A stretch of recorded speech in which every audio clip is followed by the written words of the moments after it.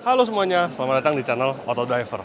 Setelah hadir di India, akhirnya Suzuki Grand Vitara juga muncul di Indonesia. Tidak hanya muncul tentunya, tapi mobil ini juga dipasarkan.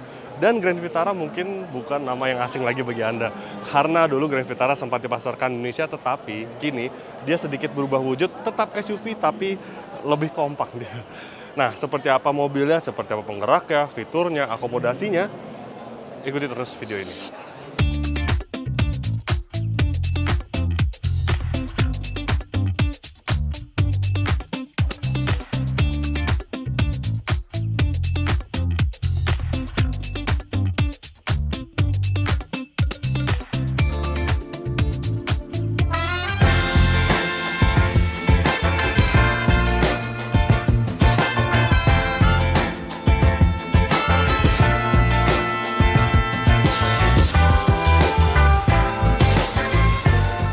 Oke, jika Anda ingat tentang Suzuki Vitara, memang dia adalah sebuah SUV yang hadir di tahun 90-an.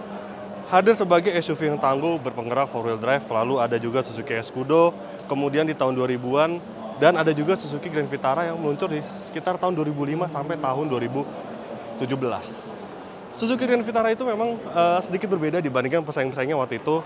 Dia saat itu memang bersaing dengan Honda CR-V, lalu juga ada Nissan X-Trail yang kelasnya itu merupakan sebuah medium SUV. Tapi berbedanya dibandingkan rival-rivalnya, dia berpenggerak rear wheel drive. Untuk versi Indonesia ada rear wheel drive, tetapi untuk versi luar dia ada versi yang 4-wheel drive, tetapi di Indonesia tidak. Nah, kini Grand Vitara dia seolah dia berubah gitu segmennya. Tidak lagi sebuah medium SUV, melainkan dia menjadi sebuah compact SUV yang akan bersaing dengan Hyundai Creta, Honda HR-V, Kia Seltos, dan masih banyak lagi. Kelas compact SUV ini semakin ramai dan dengan kehadiran Suzuki Grand Vitara, dan di IMS ini juga akan ada satu atau dua SUV kompak, yaitu Wuling Alphard dan juga Chery Omoda. Sekarang kita lihat untuk bagian eksteriornya ya. Kita bahas terlebih dahulu untuk bagian depannya. Memang sebelum mobil ini hadir di Indonesia, di India itu sudah ada Grand Vitara ini, dan dia memang hampir sama dengan versi Indianya. Nih kita lihat untuk bagian depannya, dia bagian atasnya ini terdapat daytime running light seperti ini. Kemudian ada lampu yang diletakkan di bagian bawah dan dia sudah proyektor. Kemudian di bagian grillnya seperti ini, dia grillnya besar. Bumper seperti ini, bumpernya cukup agresif dan cukup maskulin memang. Memang itu menjadikan sebuah SUV ya mobil ini. Nah, untuk mesinnya sendiri, dia menggunakan mesin hanya satu pilihan mesin saja ya, 1500 cc dengan kode K15C, dan dia berteknologi smart hybrid. Tidak hanya itu, dia juga menggunakan teknologi dual jet, yaitu satu silinder terdapat 2 injektor. Nah, mesin ini yang dipadukan dengan motor listrik kecil mampu menghasilkan tenaga 103 horsepower serta torsi 136 Nm. Mesin ini lantas berpadu dengan transmisi, tetapi transmisi ini berbeda dengan model-model Suzuki sebelumnya yang ada di Indonesia. Jika model Suzuki yang Indonesia itu menggunakan transmisi otomatis 4 percepatan konvensional, di Grand Vitara ini dia menggunakan transmisi otomatis masih konvensional, tapi dia ada 6 percepatan. Nah, mesin serta transmisi ini berpadu dan mengalirkan semua tenaganya ke roda depan. Nah, untuk bagian samping sendiri bisa dilihat seperti ini tampilannya, dan memang terlihat ya cukup gamblang. Dimensi panjangnya itu dia tidak sepanjang Grand Vitara versi terdahulu. Tapi memang dia masih gaya itu sporty, tetapi dia memang lebih compact. Hal itu dibuktikan berkat penggunaan ini nih, over fender seperti ini. Kemudian ground clearance-nya juga makin tinggi. Maksud saya masih tinggi, ground clearance-nya layaknya sebuah SUV murni ya. Kemudian pelek, dia menggunakan pelek berukuran 17 inci dengan ban profil 215 60 ring 17. Kemudian ini adalah tipe GX, jadi di Indonesia itu ada 2 varian, ada tipe GL dan juga tipe GX. Tipe GX sendiri dia juga dibagi lagi, ada yang single tone warnanya dan ada yang juga dual tone seperti ini. Ini yang tipe tertinggi, tetapi saat video ini dibuat, PT Suzuki Indomobil Sales belum merilis harga jual resminya. Nah, untuk mengetahui harga jualnya nanti akan kami publish di website Autodriver atau Instagram Autodriver. Next, kita ke bagian spion. Spionnya ini warnanya mirip dengan bagian atapnya, jadi dual tone-nya di bagian atap dan bagian spion. Dan dia juga dilengkapi dengan kamera di bagian sini. Yes, karena mobil ini dia dilengkapi dengan kamera Citra 360 derajat. Sekarang kita lihat bagian belakangnya. Nah, ini dia bagian belakang dari Grand Vitara, dan menurut opini saya pribadi, ini adalah bagian paling keren dari mobil ini. Bisa dilihat, dia lampunya seperti ini, lampu yang menyambung dari bagian kiri ke bagian kanan seperti ini. Kemudian bentuk bumpernya juga keren, dan dia itu bedanya dibandingkan HR-V dan kereta. Kalau HR-V itu dia memainkan pola garis atap, jadi dia terlihat keren. Tapi Grand Vitara ini dia terlihat biasa saja untuk garis atapnya, polanya biasa saja, tapi kenapa ya jadi terlihat keren di mobil ini ya? Nice, nice. Kemudian ini emblemnya Grand Vitara hybrid. Nah, semua varian yang di Indonesia itu hybrid semuanya, tidak ada yang versi mesin konvensional. Kemudian ada sensor parkir dan ada kamera juga ya, karena mobil ini dilengkapi dengan kamera 360 derajat. Sekarang kita lihat bagian bagasinya. Oh ya, ada rear defogger ya untuk bagian belakang. Nah, bagasinya ini kapasitasnya kami rasa cukup luas untuk sebuah SUV compact. Meski dia mungkin tidak seluas Hyundai Creta ya, dia agak lebih sempit dikit dan dibandingkan Honda HR-V tentunya. Kemudian ban serep, dia menggunakan ban serep full size loh ini, tapi dia velg kaleng. Dan untuk pengaturan lantai bagasi cuma satu seperti ini, jadi ya seperti ini saja, kapasitas bagasi tidak bisa diluaskan lagi. Jika Anda menginginkan kapasitas bagasi yang lebih luas ketika Anda membawa barang yang besar, misalkan mungkin Anda bisa melipat joknya. Nah, ini dia bagian ruang interiornya, bagian belakangnya.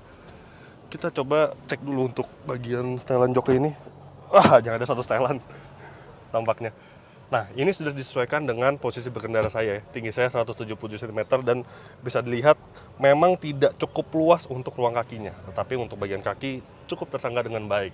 Tampaknya untuk di kelas E itu masih, untuk legroom ya, masih terasa lebih luas Hyundai Creta maupun Honda HR-V. Tetapi jika mungkin Anda memiliki mobil ini dan teman Anda postur tubuhnya tidak setinggi saya, itu tidak akan menjadi masalah.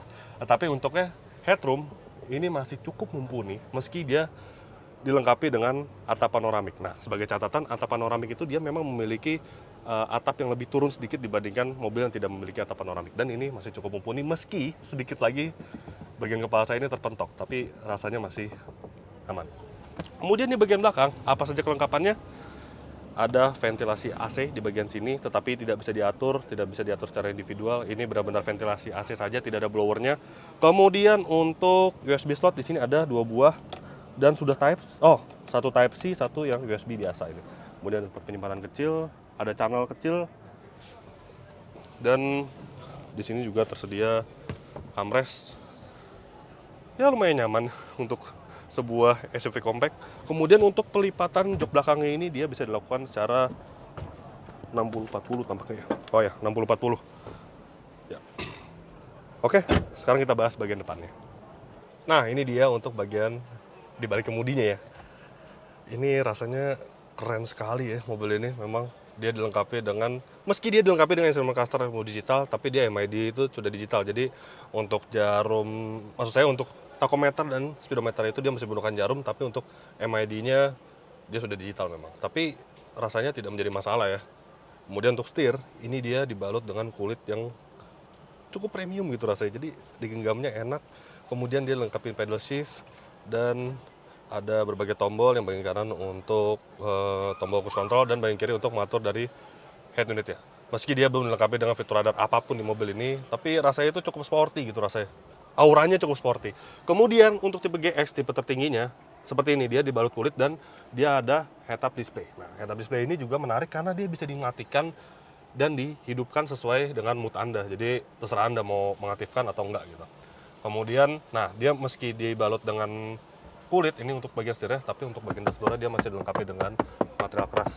Belum ada material empuk kecuali di bagian sini nih. Ini dibalut dengan jahitan kulit sedikit.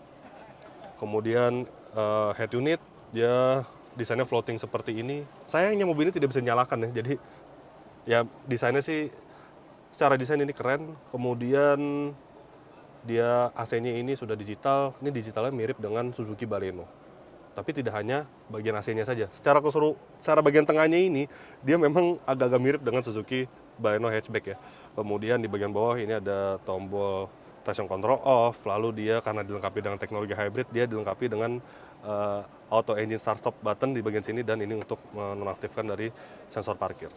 Kemudian ada USB slot, ini USB slot yang biasa tipenya, kemudian ada USB, maksud saya soket 12 volt di bagian kirinya. Kemudian ada wire charging di mobil ini. Yes, tapi nggak bisa kami operasikan karena mobil ini tidak nyala ya posisinya. Kemudian transmisinya ini sekilas mirip dengan model-model Suzuki yang sudah ada sebelumnya, tapi bedanya dia ada manual mode ya. Kalau di R3 atau di Baleno hatchback itu dia PRND-S kalau tidak salah, S dan L kalau nggak salah. Kalau di sini manual mode. Nah, ketika Anda masukkan ke mode manual mode, Anda bisa menggunakan pedal shift. Sporty rasanya. Dan memang transmisi ini benar-benar baru. Kemudian Suzuki juga menyebutkan kenapa dia tidak menggunakan transmisi CVT, padahal lawan-lawan di kelas itu sudah menggunakan CVT, karena memang Suzuki menyebutkan perawatan transmisi konvensional seperti ini lebih mudah dibandingkan CVT. Dan kami sudah mencoba di Suzuki Baleno hatchback untuk transmisinya ya. Dia memang untuk masalah konsumsi bahan bakar itu tidak jauh berbeda dibandingkan rival-rivalnya yang sudah menggunakan transmisi CVT. Oke, lanjut. Kemudian untuk handbrake masih manual, belum elektrik, jadi manual dan tidak ada auto hold. Kemudian sini ada 2 buah cup holder, ada center console, dan center console tutupnya ini berguna menjadi sebuah armrest, jadi berkendara akan lebih nyaman. Kemudian untuk tipe GX dia dilengkapi dengan jok kulit, sedangkan tipe GL dia masih menggunakan jok fabric. Kemudian posisi berkendara. Oke, posisi berkendara ini untuk pengaturan setir dia dilengkapi dengan tilt dan juga teleskopik yang cukup luas gitu jangkauannya. Dan untuk jok dia masih manual mengoperasikannya, tapi secara overall ini posisi berkendaranya cukup menyenangkan ya, cukup ergonomis dan cukup fleksibel gitu untuk berbagai postur tubuh Anda. Kemudian di bagian kanan ada berbagai tombol. Nah, mobil ini sudah dilengkapi dengan smart keyless entry dan tentu ada engine start stop buttonnya. Kemudian ini ada tombol untuk mengaktifkan HUD, ini untuk menyeting head up display-nya, dan ada tombol view ini untuk mengatur kamera Citra 360 derajat.